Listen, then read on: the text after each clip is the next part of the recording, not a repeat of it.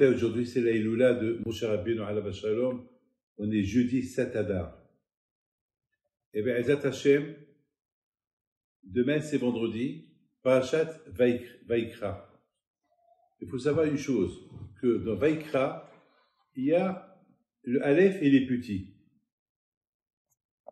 Vaikra, Hashem il a appelé. Le Aleph il est petit. Pourquoi le Aleph il est petit dans Vaikra? Parce que Moshe Rabbeinu était un grand Anav. Moshe Rabbeinu, il a dit, qui suis-je moi pour que Hashem il me parle tout seul? Il y a des millions de juifs. Pourquoi moi seul Hashem il m'appelle? Eh bien justement, c'est ça ce que Hashem il aime. Akadosh Baruch Hu il aime celui qui est Anav, celui qui est humble. Justement, de plus que Moshe Rabbeinu, il s'annulait devant Akadosh Baruch Hu, et de plus que Akadosh Baruch Hu, il l'aimait. De plus que Moshe Rabbeinu, regardez, pendant 7 jours avant la sortie de l'Égypte, Akadosh Baruch Hu supplie Moshe Rabbeinu pour aller libérer les Israël de l'Égypte. Et Moshe Rabbeinu ne voulait pas. 7 jours, Yahshua les supplie. Quelle est la raison? Il disait, qui suis-je? Qui suis-je pour que moi, je suis le leader des Israël? Qui suis-je moi pour que je parle à Paro? Et en plus, il y a mon frère qui est plus grand que moi. Il y a ceux qui sont mieux que moi. Et là aussi, de plus que Moshe Rabbeinu, il montrait à Hachem que Bémet, lui, il n'était pas capable. Lui, il n'était pas capable d'être le prophète, être le leader des Bnei Israël. Et Akadosh Baruch Hu, il l'aimait, à la fin, Akadosh Baruch Hu, il a dit, écoute, il n'y a que toi, il n'y a personne d'autre. Il n'y a que toi, il n'y a que personne. Regardez, par exemple, dans la paracha de Pikoudé, on voit quelque chose de magnifique. On voit que Moshe Rabbeinu alav shalom, une fois que tout était prêt pour le Mishkan, maintenant voilà, ils ont apporté ils ont fait, Moshe Rabbeinu a récolté des fonds, ils ont préparé tous les pièces détachées du Mishkan, maintenant tout est là, le Aaron, le Mezbéa, la Parochet, la Menorah, tout est prêt. Alors, Moshe dit à Akadosh Baruch Hu, alors voilà, le Mishkan il est prêt. Alors, est-ce qu'on le fait monter? Qui s'y dit Hachem à Moshe Rabbeinu? Tu le fais monter toi seul. Moshe dit à Hachem, moi seul, mais c'est lourd. Il pèse des tonnes. Il dit, non, tu peux. Hachem, il y a des juifs. C'est du coup Moshe Rabbeinu, alav shalom, il ne voyait pas, il était tellement anav, il ne voulait même pas toucher le Mishkan. Pourquoi moi? Quand je lui dis, il n'y a que toi. D'accord, il n'y a que moi, mais il est lourd.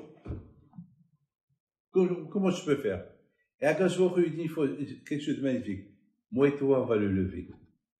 Moi et toi, que tu touches la poutre, il y avait 48 poutres, tu touches la poutre et la poutre va se lever d'elle-même.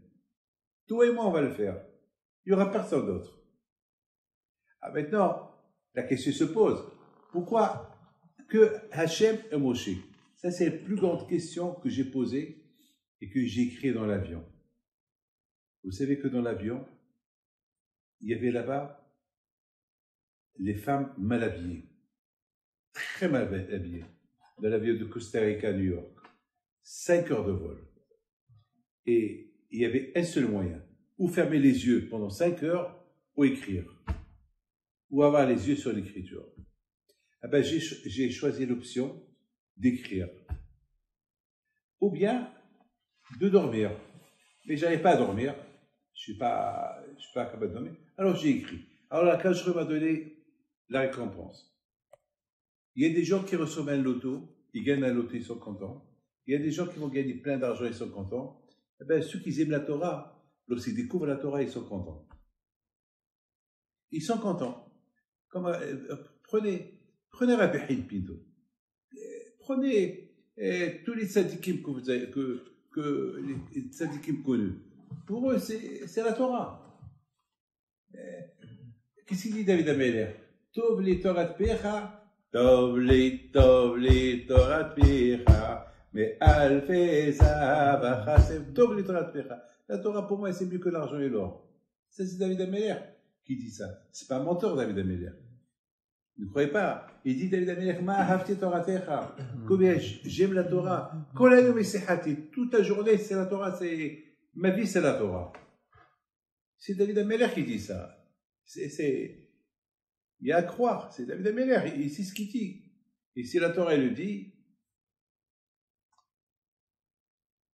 Hachem il dit à Moshe Rabbeinu, Moshe, il n'y a que toi qui va construire le Beth Amikdash.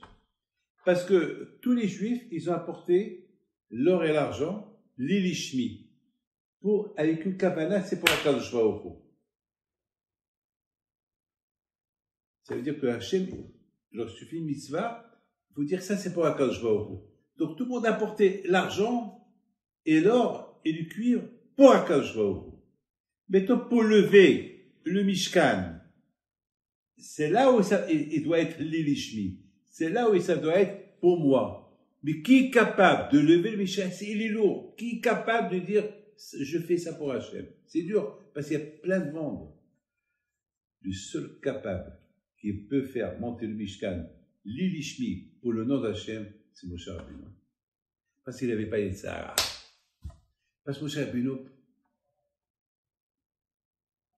au moment que les Juifs étaient occupés de ramasser l'argent en Égypte, lui, il était occupé pour chercher les ossements de Yosef Hatzadik. Moshe Rabbeinu était le seul capable de lever le Aaron tout seul, mais il pesait tant le Aaron. La menorah Tazahab, la menorah en or, elle est lourde. Tout seul, mon chef, qui avait 82 ans, il la lève. Il lève 48 poteaux. Lui seul qu'il est capable de faire, dire l'Ilishmi, pour Akadosh Baruch Hu. C'est pour ça que quand a dit à Moshe Rabbeinu, ne cherche pas à chercher quelqu'un pour t'aider, pour monter le Mishkan, parce qu'au lieu de t'aider, ils vont détruire. Pourquoi? Parce qu'ils ne sont pas capables, le 100% de l'Ishmi, que pour monter le Mishkan, pour moi, pour Hachem, aucun n'est capable, il n'y a que toi. Puisque tu es le seul qui est capable de faire l'Ishmi, alors je vais t'aider. Vous vous rendez compte? Hachem et Moshe Rabbeinu, ensemble. Mais j'ai donné une belle image. Ramim, ils disent, O Havruta, O Mituta. Que l'étude de la Torah, tu ne peux pas étudier la Torah tout seul. Il faut avoir quelqu'un avec toi. Parce que seul, le téléphone va te déranger. Il y a toujours un dérangement lorsque tu étudies la Torah seul. Lorsque tu es à deux, chacun surveille l'autre. C'est ça. Vous avez vu les kéroubim, les chérubins qu'il y avait sur le Aaron. Ramim disent, pourquoi on avait besoin de deux chérubins sur le Aaron? Pour te dire, l'Aaron à Kodesh, c'est la Torah. La Torah, pour l'acquérir, il faut être deux. Parce que si tu es seul, le tzara, il est très fort pour toi. Il peut te déranger. Il faut toujours deux. Deux, habruta. Mituta, c'est le tzara. Le tzara, on l'appelle mavet, sal mavet. S'il n'y a pas de habruta, alors il y a la mort. C'est quoi la mort? Le tzara qui s'appelle la mort. Malach mavet. On n'a pas entendu quelqu'un qui s'appelle Malach haïm. Non. Il y a Malach mavet. C'est le tzara, il s'appelle Malach mavet. Et lui, il peut tuer physiquement et spirituellement. C'est ça son koach. Il peut tuer et physiquement, la mort, Malchamavet, ou spirituellement. Et te fait dérouter du chemin de la Torah. Donc, qu'est-ce que j'apprends de ces deux kéroubim? Que pour acquérir la Torah, il faut Havruta, il faut l'étudier avec quelqu'un, avec un rabbin, avec un ami, pas seul. Rabotai, je termine. Aujourd'hui, c'est l'Eloula de Moshe Rabbeinu alav shalom. Il est mort le 7 Adar. J'imagine, écoutez bien, et je termine. J'imagine, Moshe Rabbeinu alav shalom, lui, il construit le Mishkan tout seul. Tous les ministres, ils le voient.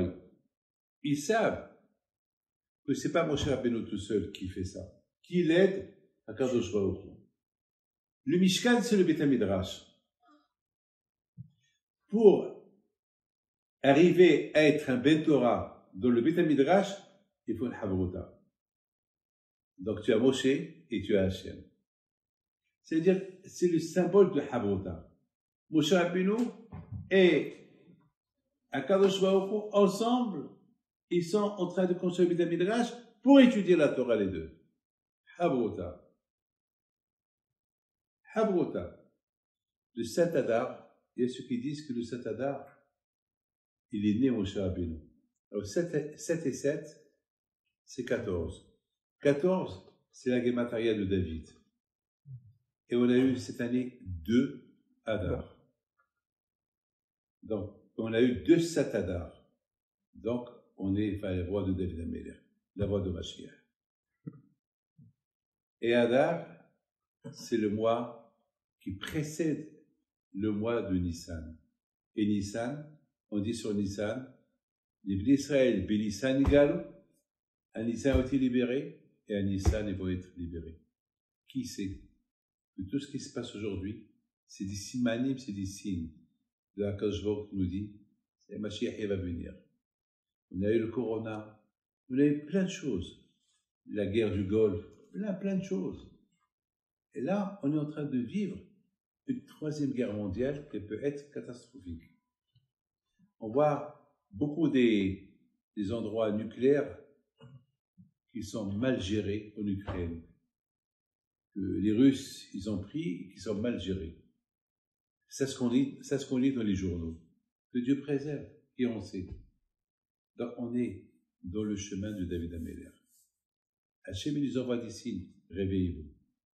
David Améler, il est à la porte. Mashiach ben David, Mashiach ben Yosef, ils sont à la porte. Donc, on est en train de voir, il y a ceux qui disent que le président de l'Ukraine, c'est un juif. Or, qui sait que demain ou après-demain, avec tout ce qui se passe aujourd'hui, tout le monde va l'attaquer. C'est à cause de ce juif-là qu'il y a tout ce qu'il y a. Qui on sait? Qu'est-ce qui va se passer? Non, on ne sait pas. On ne sait pas. Tout ce qu'on sait, c'est que il faut faire une bonne teshuva. Aujourd'hui, on a une grande opportunité de l'Aïloula de Moshe Rabbeinu. Moshe, vous savez ce qu'il dit Ba'alatorim? Hein? Et qu'est-ce qu'il dit Ba'alatorim? Ba'alatorim dit que le mot Moshe, c'est les mêmes lettres de Hachem. Donc tu as Hachem et 2 fois 7, c'est David. Hachem, David. Ça veut dire à Rabotai que David Amelech, à Akadosh Baruch Hu, il nous fait des signes, des simanim, il nous envoie des simanim. Quels simanim? Et quels simanim? Les signes sont clairs. Mashiach, il est en route. La grandeur de Moshe Rabbeinu, c'est la Hanava. La Hanava, c'est être humble. La Hanava. Regardez, je termine. On a une pièce, on n'a pas de pièce, et on va imaginer que j'ai une pièce. Voilà une pièce. Hachem dit à Moshe Rabbeinu, le mois d'Adar, chaque juif il va donner la moitié du shekel. Mahatzit shekel. La moitié du shekel pour les frais généraux du Beth Amikdash. Moshe Rabbeinu n'a pas compris. Il dit à Hachem, quoi? Et pourquoi tu veux Mahatzit shekel? Il y a des milliardaires. Il y a des milliardaires qui peuvent donner $1 milliard pour les frais généraux. Pourquoi tu veux la moitié du shekel à chacun? Ben, je veux que chacun il donne la moitié du shekel, comme ça il aura une longue vie. Ah, Hachem! La longue vie, elle coûte qu'un demi-shekel. Mais une longue vie, ça coûte des milliards. Il y a des gens qui sont prêts à donner des milliards pour vivre. Il dit, à Kadosh Baruch Hu, Moshe Rabbeinu, Moshe, c'est pas le plus important de donner. Il lui montre une pièce en feu. Il dit, Kazéitnou. C'est quoi le feu? On explique, le feu, c'est l'enthousiasme, c'est la chaleur, c'est la joie. Tu donnes un demi-shekel, mais donne-le avec la joie. donne-le avec la joie. Sois heureux de le donner. Je lui ai dit, moi, la vie, je la donne. La vie, je sais qu'elle n'a pas de prix. Mais moi, je veux qu'on me donne un demi-shekel. Mais moi, on me le donne. Il y a des gens qui vont te donner $1 million, mais ils ne vont pas te donner avec un sourire. Il y a un qui va te donner un demi-dollar, il va te donner avec un sourire. Alors, c'est ce que je préfère quand je vois au prix de Moshe Rabbeinu. Alors, moi, je vous pose une question. Quoi, Moshe Rabbeinu ne savait pas ça? Dites-moi. Quoi, Moshe Rabbeinu ne savait pas que Hachem, il veut qu'on donne avec la chaleur?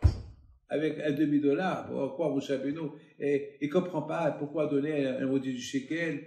Le plus important, c'est de. On sait ça, on sait très bien que c'est mieux de donner avec bon cœur que de ne rien donner, ou pas? La réponse, elle est Moshe Rabbeinu, il sait tout ça. Moshe Rabbeinu, il était Hanav. Il va apprendre. Mais les choses simples, il y a quelque chose que je ne comprends pas. Les choses qui sont très dures, Moshe Rabbeinu les a compris. Et ça, il ne comprend pas. Pour te dire la Hanava de Moshe Rabbeinu. La Hanava de Moshe Rabbeinu, c'est qu'il était comme ça. Toujours, il voulait apprendre à Akash Baruch Hu. Montre-moi, teach me, apprends-moi, je veux plus. Voilà Moshe Rabbeinu. Les choses qu'un bébé comprend, Moshe Rabbeinu demande à Akash Baruch Hu, je ne comprends pas. Comme la menorah. La menorah, c'est la chose la plus facile à faire. Et Moshe Rabbeinu a dit, je ne comprends pas comment la faire. C'est ça, Moshe Rabbeinu. La Hanava de Moshe Rabbeinu. Et c'est la raison qu'on dit que Mashiach, il va venir bisrout Moshe Rabbeinu.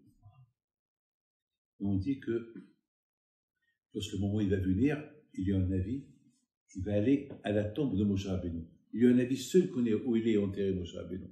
Il va dire, Moshe Rabbeinu! Il va répondre, oui! C'est le temps que tu viens pour libérer le monde. Sors! Et Moshe va descendre. Dès qu'il descend, le chauffard il sonne, Mashiach il vient. Grâce à Moshe Rabbeinu.